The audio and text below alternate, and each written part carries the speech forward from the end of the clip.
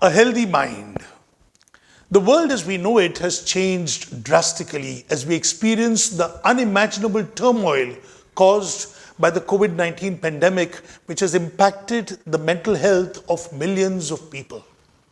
We could have never imagined that a virus of this nature could cause such devastation across nations. India in particular is struggling to maintain a balance between the health crisis and the economic downturn.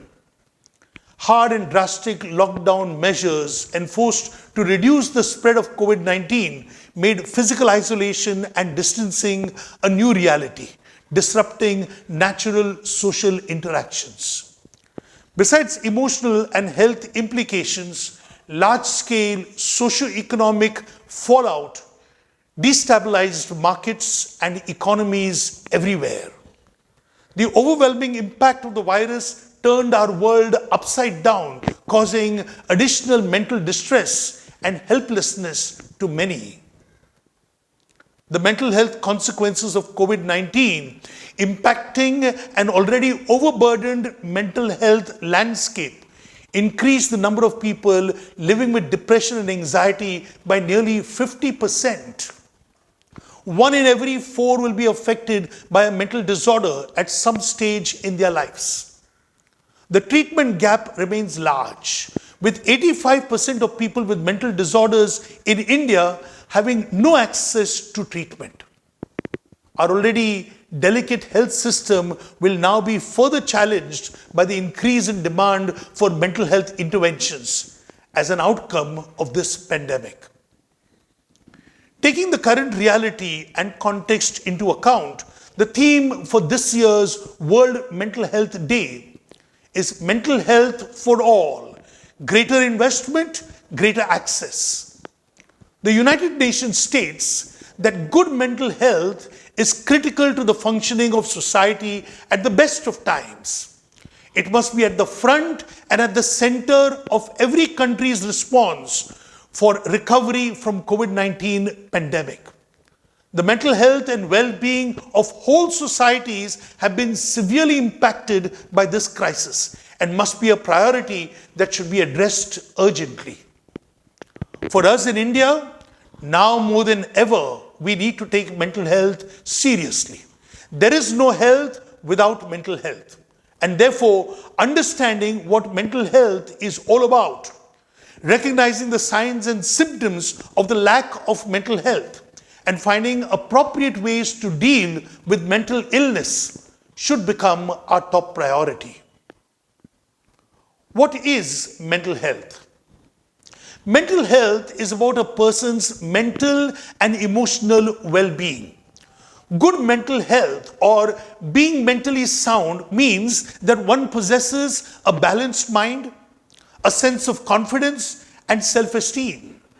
A mental illness is a problem that significantly affects how a person thinks, perceives, and reacts. There are different kinds of mental illnesses that vary in degrees and severity. It can be split into common mental illnesses and severe mental illnesses.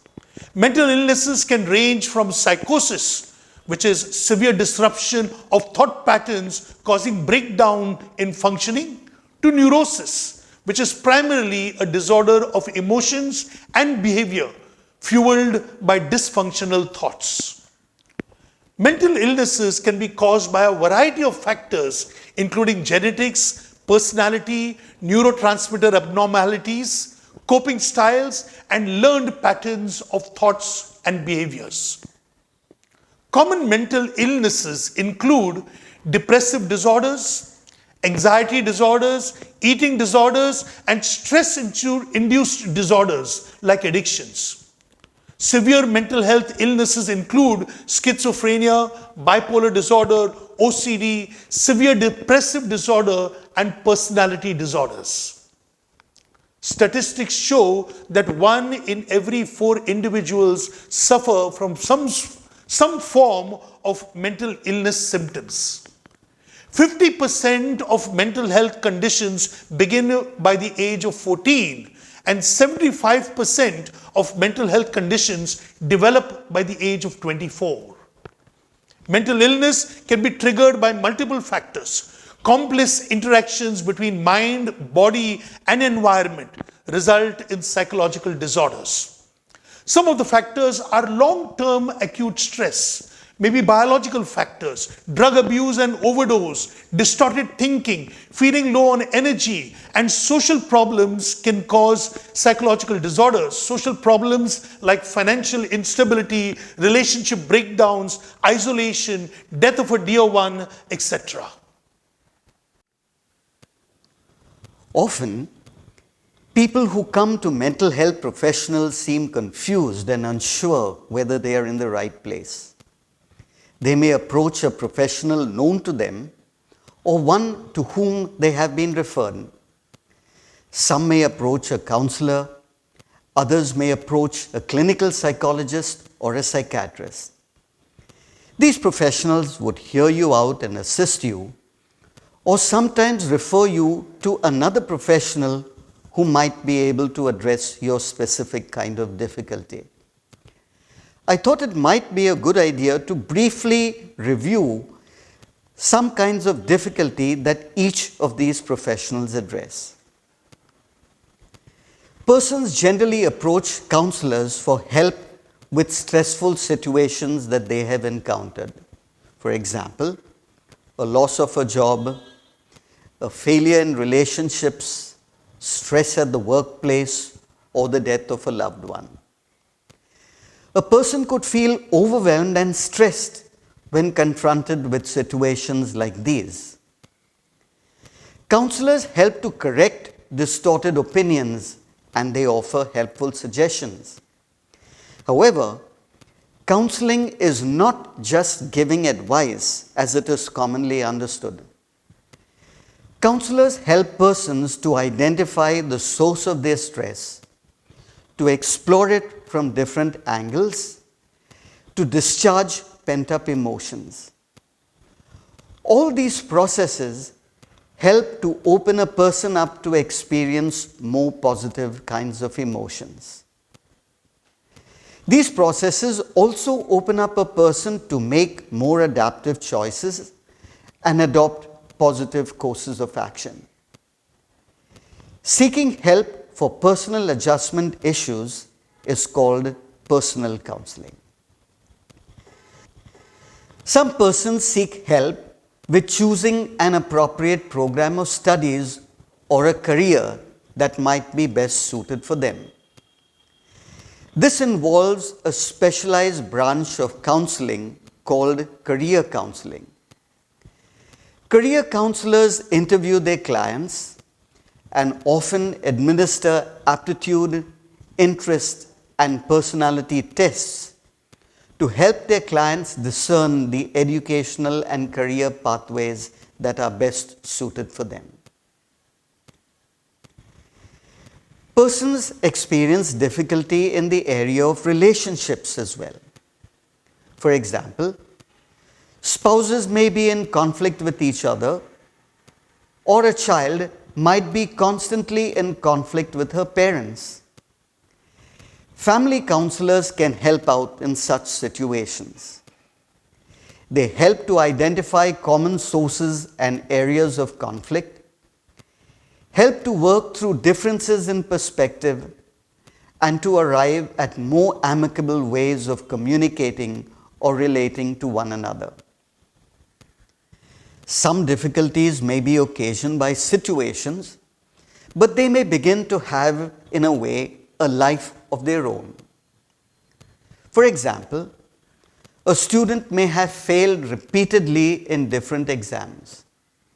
He might be feeling anxious when having to prepare for future exams, or when facing situations where he has to be evaluated, like at a job interview, or when evaluating the person for job performance. He might begin to feel anxious frequently and may not be able to function effectively anymore. A clinical psychologist identifies such deeper issues like anxiety and depression by asking relevant questions and administering relevant tests, and might refer the person to a counselor or to a psychiatrist for further intervention. Not all issues are occasioned by situations that persons experience. Some difficulties may arise from within individuals themselves. Some common difficulties among children include attention deficit and hyperactivity or autism. A clinical psychologist helps to identify the presence of such disorders by administering IQ tests or ADHD tests. She might then refer the child to an occupational therapist or a remedial educator for further assessment and intervention. Adults may display severe disorders like schizophrenia or bipolar disorders. A clinical psychologist is able to assess the presence of these disorders through interviews or through psychometric tests. The psychologist might refer such persons to a psychiatrist for medical intervention. It is often the synergy of the psychiatrist, the clinical psychologist, and the counselor working together that enables persons to recover. Mental health work is therefore a team effort of various professionals working together in coordination to ensure the optimum recovery of a patient. Let us now proceed to hear about some more severe mental illnesses from a psychiatrist's perspective. Understanding some common mental health conditions. Anxiety is a common condition when dealing with daily stresses and pressures. But when emotions are persistent, excessive, and irrational, and are affecting the person's ability to function effectively, anxiety becomes a disorder. We see many kinds of anxiety disorders like phobias, panic, social anxiety, and generalized anxiety. The symptoms are most commonly apprehension, confusion, feeling nervous, on edge, a sense of restlessness, muscle tension, palpitations, and difficulty breathing. Simple strategies like relaxation, regular exercise are very effective in reducing anxiety and improving emotional well-being. Counseling and medications are sometimes used together to help reduce the anxiety symptoms. Depression is another common condition that we see, and it is a low mood that usually persists for a long time. It can affect everyday life and is often triggered by a mix of genetic, psychological, and interpersonal issues. Environmental factors can also increase the risk of depression. In fact, studies have shown that stressful life events actually increase the risk of a person suffering from depression. And depression is such that people can suffer from recurrent episodes throughout their life. So the symptoms that we usually see are persistent sadness, feeling no energy, no interest in doing things, a sense of worthlessness, sometimes getting easily agitated and irritated with others. Counseling, exercise, and support from family is often part of the treatment options that are available. But antidepressants are also prescribed, especially when conditions are severe. And usually the treatment strategies involve identifying the stress factors and working on modifying those stress factors so that the person is able to maintain their social and occupational functioning. Addictions are another common condition we see. And addictions are often when a person repeatedly engages in certain behaviors or uses certain substances regardless of the consequences.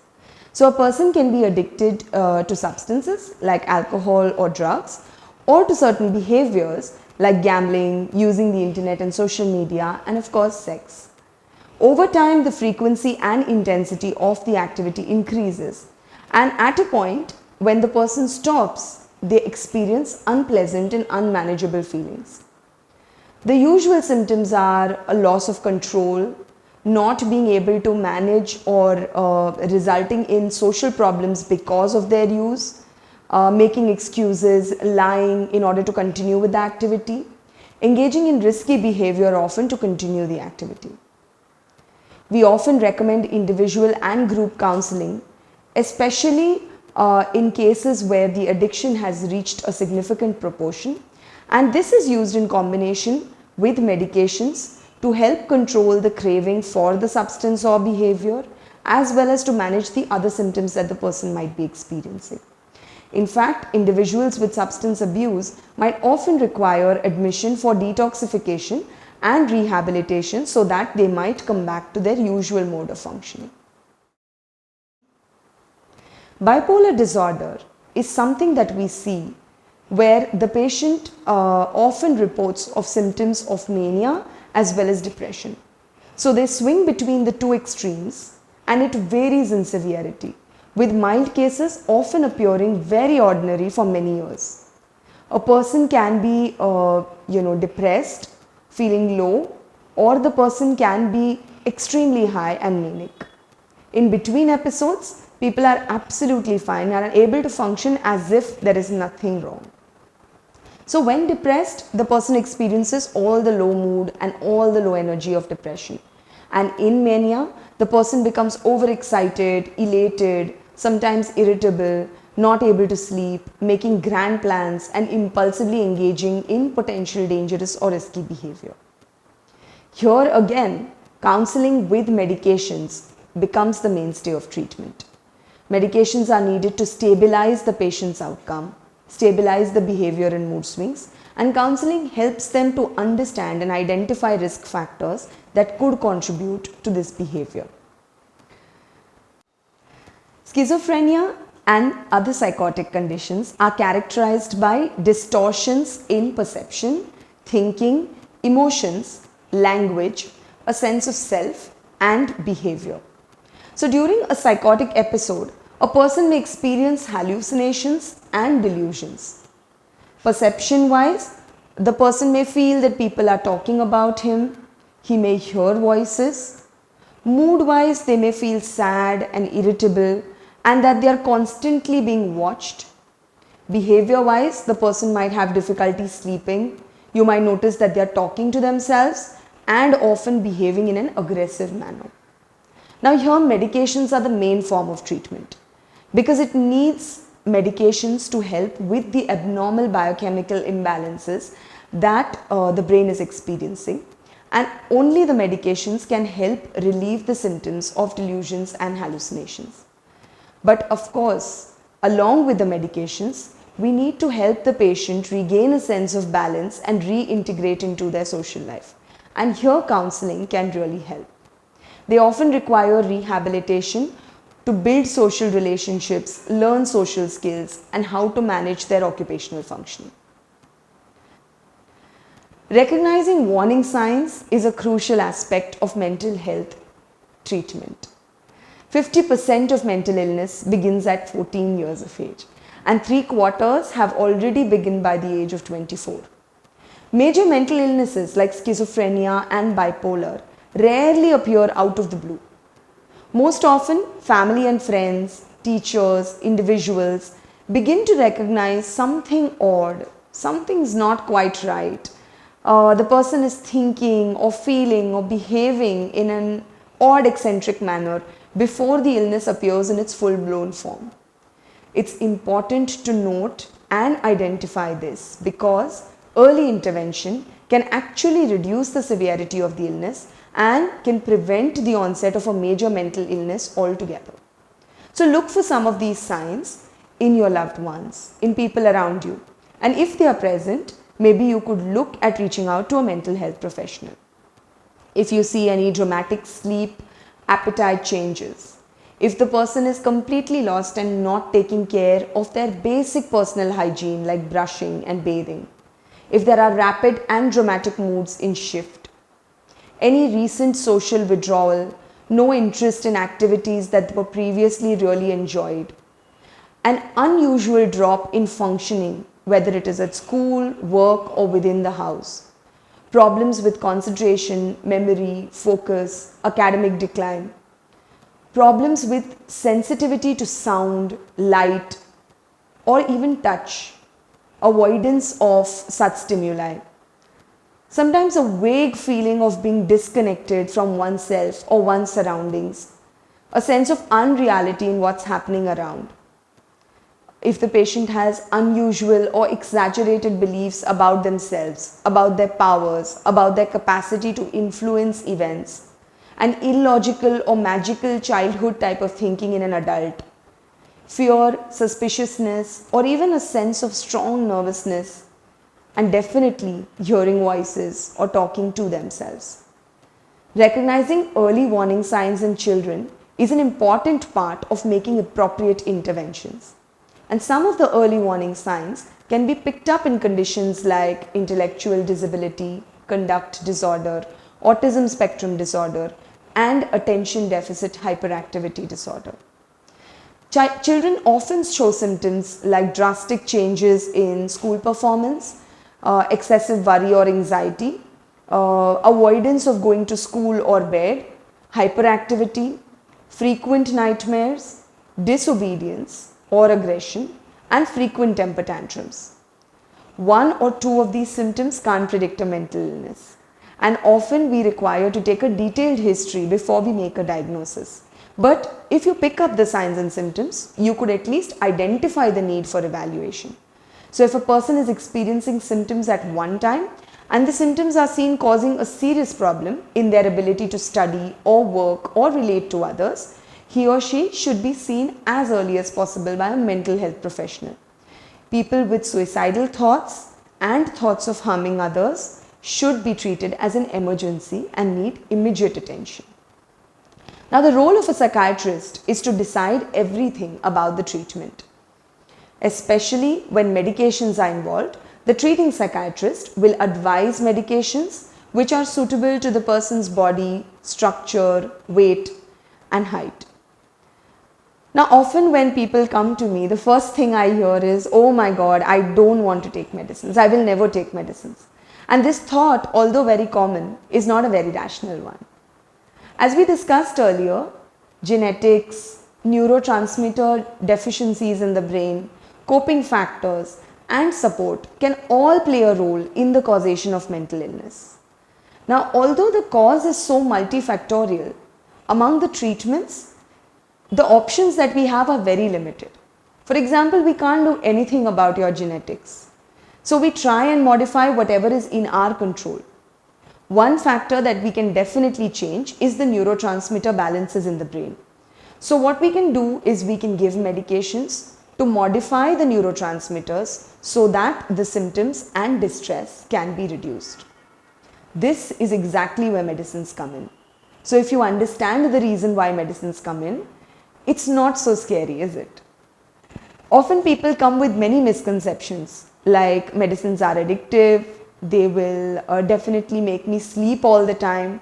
And although I agree that medicines can have some side effects, the benefits are often far more than the side effects that people experience. And today we have a range of new medicines which are specifically designed to help minimize side effects and maximize the health benefits.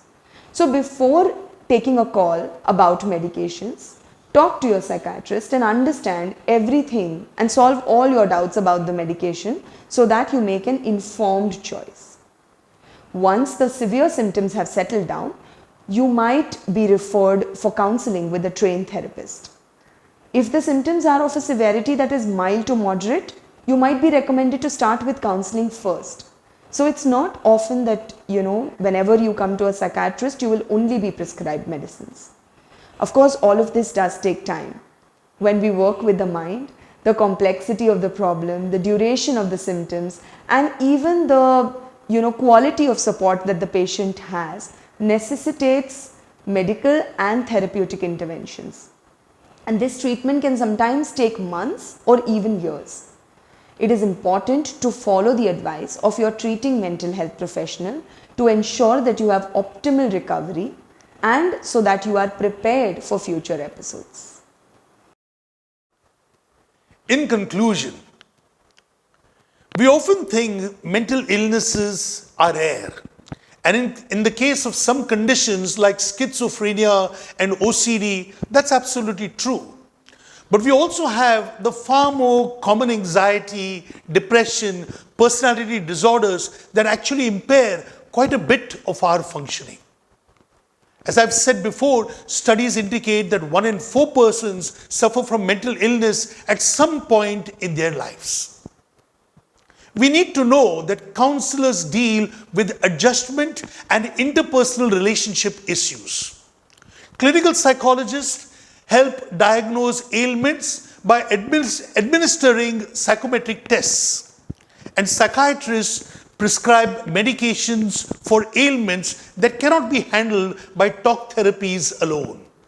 Clients may need different kinds of medication and for different durations, depending on the severity and the persistence of the ailment. It is often the synergy of a psychiatrist, a clinical psychologist, and a counselor working together that enables adequate recovery of the patient. Mental health work is therefore a team effort of various professionals working in coordination to ensure optimum recovery. The mind is a beautifully complex organ and in every way needs the support it can get to function at its best. Today, more than ever, the need and importance of mental health is being appreciated the world over. Let us pledge to look after our minds even better than we take care of our bodies, because a healthy body requires a healthy mind.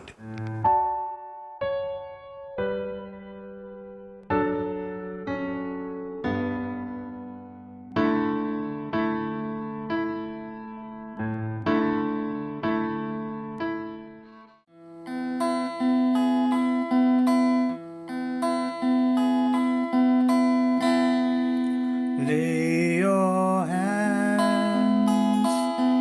gently upon us. Let their touch render your peace. Let them bring your forgiveness and healing. Lay your hands, gently lay your hands. You were sent to free the broken-hearted. You were sent to give sight to the blind. You desire to heal all our illnesses. Lay your hands, gently lay your hands. Thank you, Father Godfrey, for that beautiful talk on mental health. As he rightly said, conversations with people who are dear to us help us to relieve stress. Not so long ago, we celebrated World Mental Health Day, and today's prayer service is geared towards praying for our own health and asking God to accompany us in our struggles. Let us begin, as always, by turning to God's Word. A reading from the letter of St. Paul to the Philippians. Rejoice in the Lord always. I will say it again. Rejoice. Let your gentleness be evident to all. The Lord is near.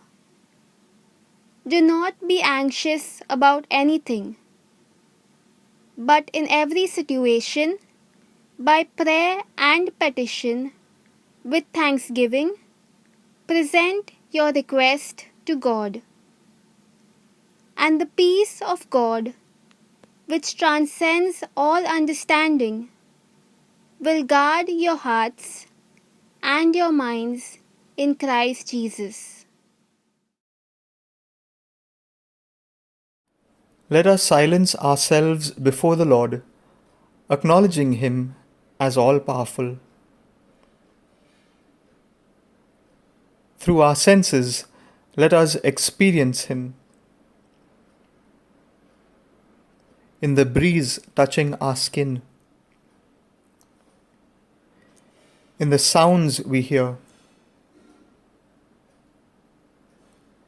in the vibrant colors that we see, in the aroma of the food we smell and in a while will taste.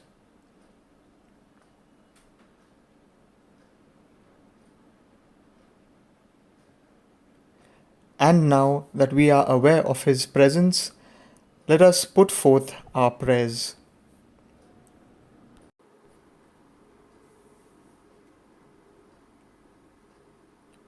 We pray that unreasonable stigma attached to mental health issues may come to an end.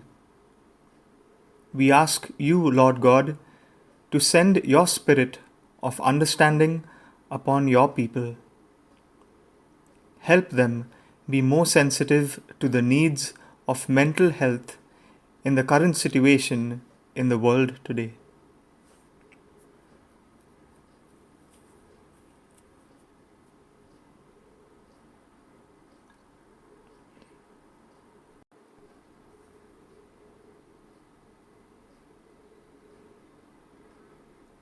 We ask our Heavenly Father to help us appreciate our own uniqueness.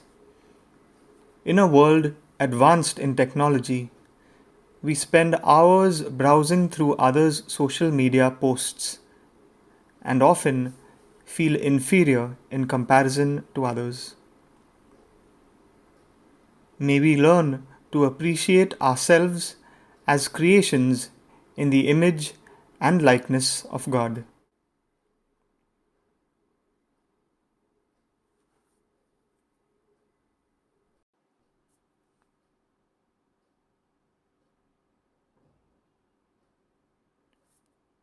We pray that early childhood interventions, socio-economic empowerment for the marginalized, social support for the elderly, mental health promotional activities at school and at work, and anti-discriminatory laws be implemented more in the world today.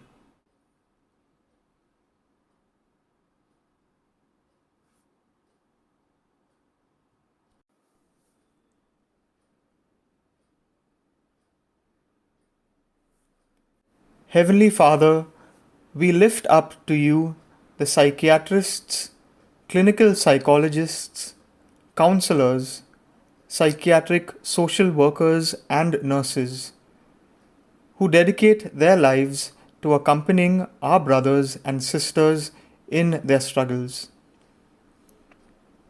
We ask you to keep them healthy and strong in their vocation to serve those in need. We pray for a reduction in the cases of burnout and that they may get enough time for themselves and their loved ones.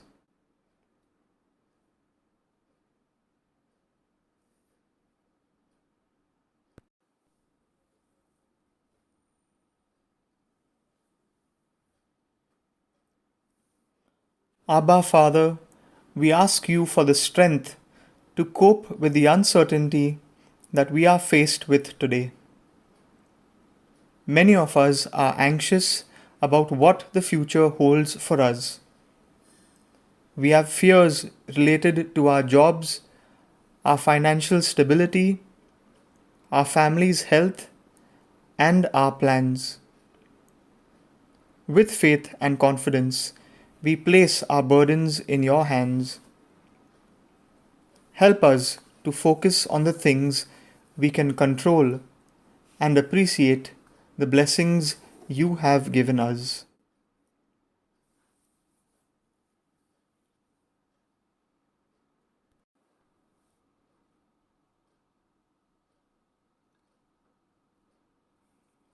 We pray that we are able to build more deep and meaningful relationships, especially with our family members, and can be open about our thoughts and emotions. we ask you, Lord, to help us to cherish these bonds and grow together as one.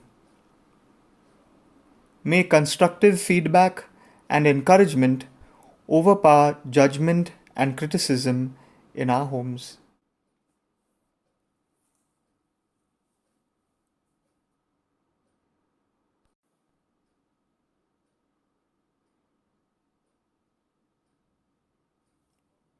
Ever since the lockdown, we have been able to work from home, get in touch with our friends and family through various forms of technology, and also binge watch our favorite series and movies. We pray for the mental well being of the elderly and the homebound, who might not be able to enjoy the same comforts as us, and whose routine has been disrupted. We pray that they find a renewed meaning to their lives and that they explore new hobbies and concretely feel your presence through the help that they get from their neighbors.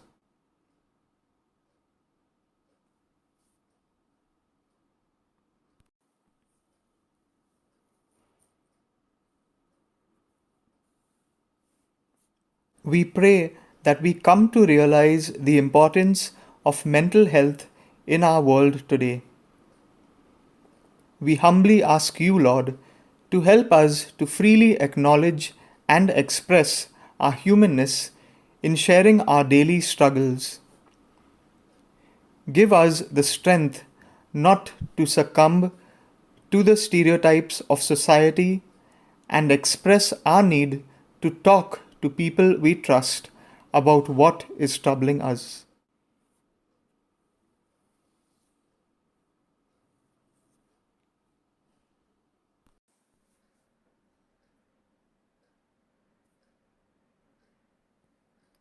We thank you, Lord, for this time in prayer, where we could praise you with our minds and our hearts. We look forward to the wonderful plan you have for each and every one of us. Amen.